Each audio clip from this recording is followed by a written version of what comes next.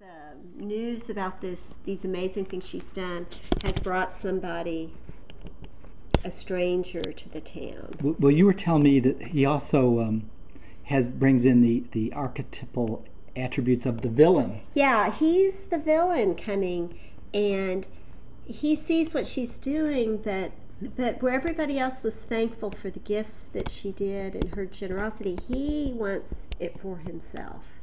He's the Archduke. Yeah, he wants to possess it, and he doesn't seem to have that desire to share like she has. Now, I notice he's not drawing all the details of a ship. He's giving us patterns and shapes. And notice how the counter change, he's got the dark lines between the timbers of the ship. Yeah. And then he reverses it and makes light lines for the gangplank or the walkway. And he's just giving us patterns, isn't he? And not really, and yet it's completely satisfying and it completely works. And we definitely read it as a ship that has come in to anchor, and of him. He's a little bit stiff. Arrogant. A little bit arrogant. He's got that crazy big feather, which I just don't think he would look as good without that monstrous feather coming out of his hat. Let me see. Can you see? Oh yeah, he looks pretty ordinary with that. Yeah. I mean, he still looks stiff and everything, but that feather and then the sword coming out of his hip, he looks like he could be trouble. Oh, so meanwhile, our dear Annabelle is knitting a sweater for a truck, which so we have this combination of this humor, this fun with this menacing guy with a wonderful feather. Yeah, with the feather is just great, and he immediately wants to lay claim to this magic box of yarn. And he's repeating the yarn stretched out, that motif with the strings of the scarf. That's another knit scarf thing that wraps around. This elongated piece of fabric. And he's almost, this is the character, he hasn't changed poses from the previous page very much. He's, on the ship, it's sort of like he's just almost a symbol. Yeah. Being reused here. Yeah, a symbol of, I don't know, inflexibility, just avarice. The whole thing. Okay, she has refused to sell the box of yarn. Yeah, the box of yarn at any price. So we've gone from all these blindingly white pages to this literal dark moment. Totally. So what we have here, I think this is just a great example of the movement of the pictures, the images telling a story. So we have these three ladders. The artist doesn't show us the three robbers. He doesn't have to, but he shows us three ladders leading up to what's clearly Abigail's window. And the family's home. In the family's home. And then, so our eye is drawn up the ladders to the bright window is one of the first things we're drawn to on the page. And then our eye is drawn over to the dog. Oh, there he is. There he is. And then he's looking straight at the ship sailing away. Takes us all the way across the spread, doesn't it? Yeah, and then we've got the moonlight. And there's the moon on the edge, leading us to a page turn. Yeah. So now we have a setting shift, and now we're in the land, wherever it is. It's clear he's taken it away, far away from Annabelle. And another nice thing here, he's sitting very stiffly in his chair. He doesn't look like anybody who'd knit a sweater for anybody. And what's kind of fun here too is instead of the page being white, the way so many of these other pages are in this book, they have it gray. Ah. Which sets this place. It sets this location off, and it sort of sets him and his dark little heart off. What's also neat is when you look close at him and all these angles and this little chair. Oh, the lathing of the chair legs. The lathing of the chair. And what's funny is the chair that's similar to that, I remember it from earlier in the book, but he just is sitting on it so stiffly, and he looks like a puppet almost, with his bony limbs. Oh, his legs almost look like they're just... like he's a paper doll sitting. Yeah, like he's a paper doll sitting on that chair. Isn't that interesting? And then the fun, he's put on his favorite song.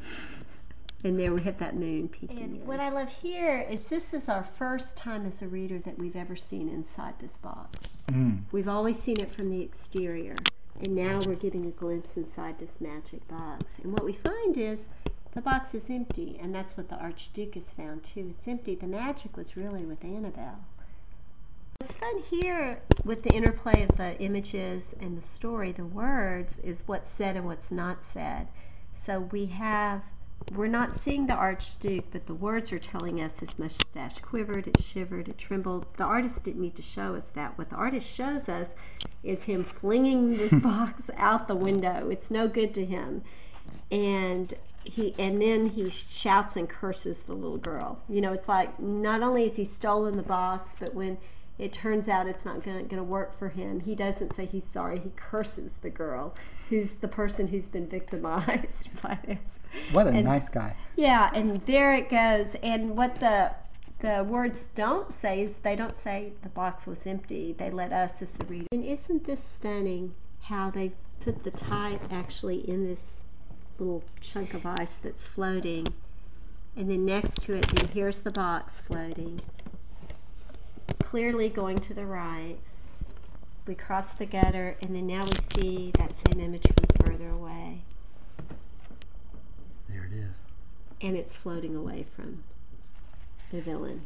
What do you suppose all those little black shapes are? Those little fishes seen from the air? I don't know if they're little fishes or little dark waves, and he's used dark color, you know, because it's nighttime. It lends a little animation or movement to the space, doesn't it? Yeah, it makes me feel as if I can feel the water moving. Yeah, and he's got different gradations. He's making the space more interesting by having these darks, lights, and grays. It does feel like it's moving. Yeah, and this, did you notice this, how in the gutter, how you have it here and then there, but it's two separate images, maybe. Yeah, two separate images. 2 pages. Yeah.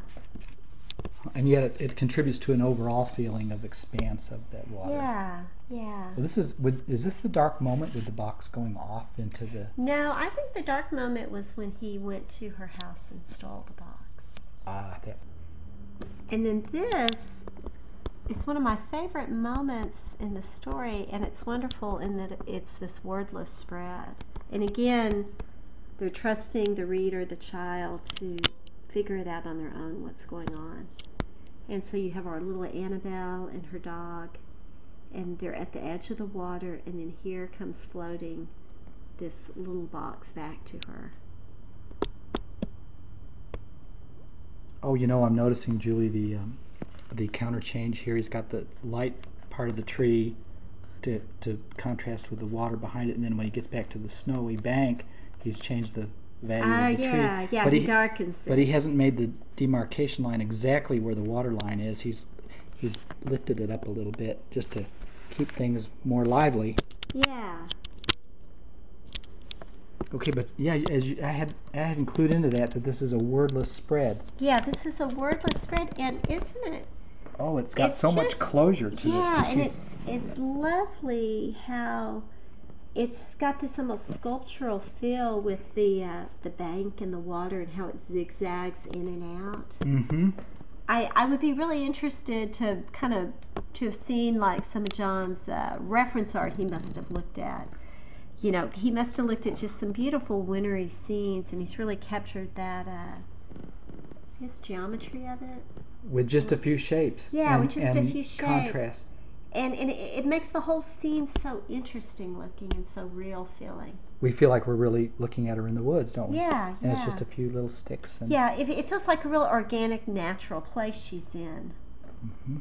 And we got a peek of the and then here we're on the sweatered edge. Village. Yeah, we're on the edge of her home, so we know she hasn't wandered too far away. Which has warmth and color emanating from it, and texture. Yeah, in contrast to the Archduke's cold palace.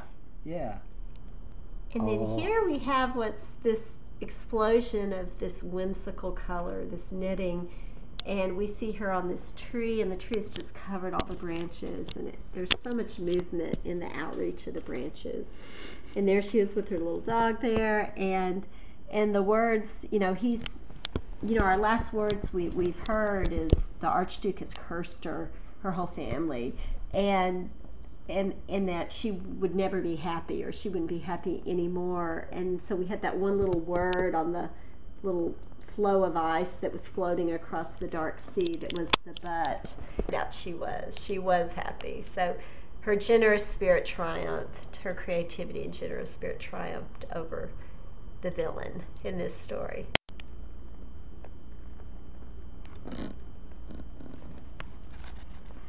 Okay, so now we're coming to the end of our story, and we have one final image here, and it's all these sweet little creatures.